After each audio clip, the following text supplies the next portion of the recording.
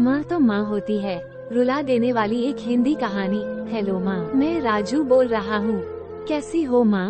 मैं ठीक हूँ बेटे। ये बताओ तुम और बहू दोनों कैसे हो? हम दोनों ठीक है माँ, आपकी बहुत याद आती है। अच्छा सुनो माँ, मैं अगले महीने इंडिया आ रहा हूँ तुम्हें लेने। क्या? हाँ माँ, अब हम सब साथ ही रहेंगे। नीतू कह रही थी माजी को अमेरिका ले आओ, वहाँ अकेली बहुत परेशान हो रही होंगी। हेलो, सुन रही हो माँ? हाँ बेटे।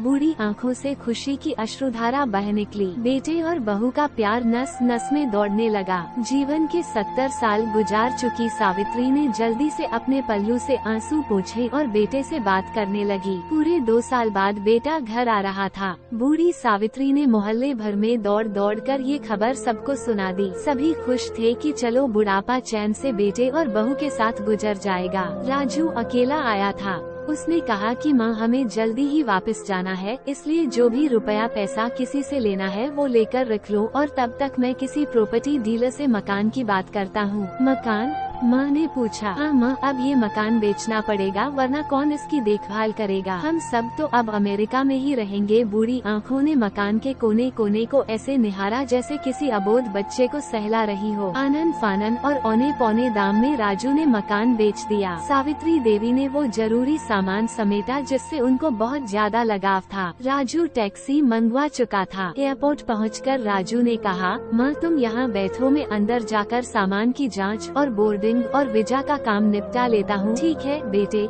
सावित्री देवी वहीं पास की बेंच पर बैठ गई। काफी समय बीत चुका था। बाहर बैठी सावित्री देवी बार बार उस दरवाजे की तरफ देख रही थी जिसमें राजू गया था, लेकिन अभी तक बाहर नहीं आया। शायद अंदर बहुत भीड़ होगी सोचकर बूढ़ी आंखें फिर से टकटकी लगाए देखने लगती। अंधेरा हो चुका था। एयरपोर्ट के बाहर गहमागहमी कम हो चुकी थी। माँ जी, किससे मिलना है? एक कर्मचारी ने वृद्धा से पूछा। मेरा बेटा अंदर गया था टिकट लेने, वो मुझे अमेरिका लेकर जा रहा है, सावित्री देवी ने घबराकर कहा। लेकिन अंदर तो कोई पैसेंजर नहीं है, अमेरिका जाने वाली फ्लाइट तो दोपहर में ही चली गई। क्या नाम था आपके बेटे का?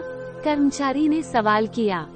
राजू। सावित्री के चेहरे पे चिंता की लकीरें उभर आई। कर्मचारी अंदर गया और कुछ देर बाद बाहर आकर बोला, माँ जी, आपका बेटा राजू तो अमेरिका जाने वाली फ्लाइट से कब का जा चुका। क्या? वृद्धा की आंखों से आंसुओं का सैलाब फुट पड़ा। बूढ़ी माँ का रोम रोम कांप उठा। किसी तरह वापस घर पहुँची जो अब बिक चुका था। रात में घर के बाहर चबूतरे पर ही सो गई। सुबह हुई तो दयालु मकान मालिक ने एक कमरा रहने को दे दिया। पति की पेंशन से घर का किराया और खाने का काम चलने लगा। समय गुजरने लगा। एक दिन मकान मालिक ने वृद्धा से पूछा, माँ जी, क्यों नहीं आप अपने किसी रिश्तेदार के यहाँ चली जाए? अब आपकी उम्र भी बहुत हो गई, अकेली कब तक रह पाएंगी? हाँ चली तो जाऊँ, लेकिन कल को मेरा बेटा आया तो यहाँ फिर कौन उसका ख्याल रखेगा? आँख से आंसू आने लग गए। दोस्तों, पढ़े अनाथाश्रम, दिल को छू लेने वाली एक कहानी। विनती, माँ बाप का दिल कभी मत दुखाना। शिक्षा, माँ तो माँ होती है। हेलो माँ, मैं राजू बोल रहा हूँ। कैसी हो माँ? मैं ठीक हूँ बेटे। ये बताओ तुम और बहू दोनों कैसे हो? हम दोनों ठीक है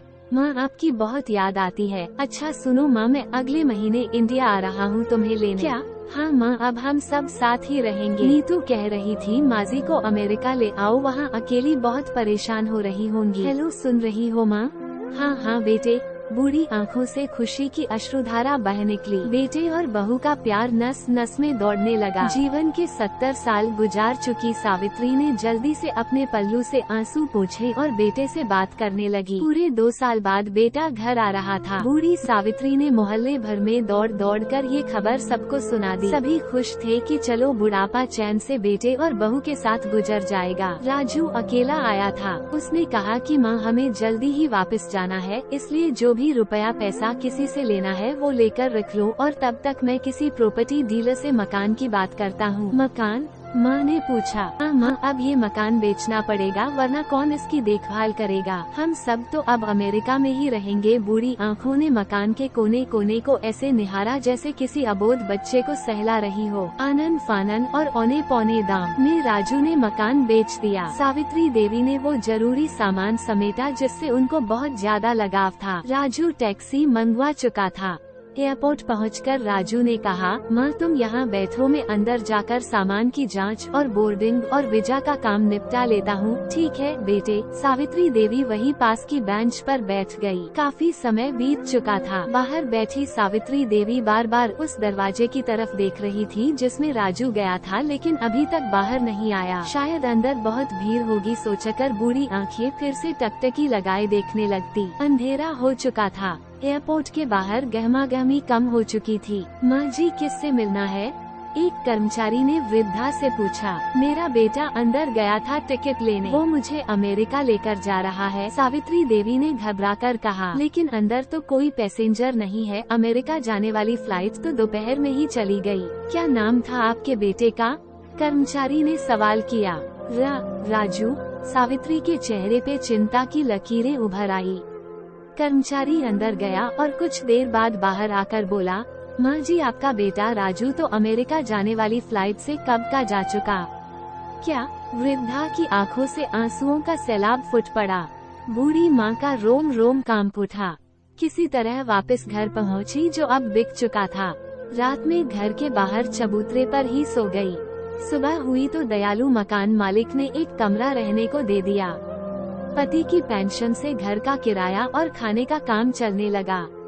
समय गुजरने लगा। एक दिन मकान मालिक ने वृद्धा से पूछा, माँ जी क्यों नहीं आप अपने किसी रिश्तेदार के यहाँ चली जाए, अब आपकी उम्र भी बहुत हो गई, अकेली कब तक रह पाएंगी। हाँ चली तो जाऊँ, लेकिन कल को मेरा बेटा आया तो यहाँ फिर कौन उसका ख्याल रखेगा। आँख से आंसू आने लग गए। दोस्तों पढ़े अनाथाश्रम, दिल को छू लेने वाली एक कहानी। विनती, माँ बाप का दिल कभी मत दुखाना। शिक्षा, माँ तो माँ होती है।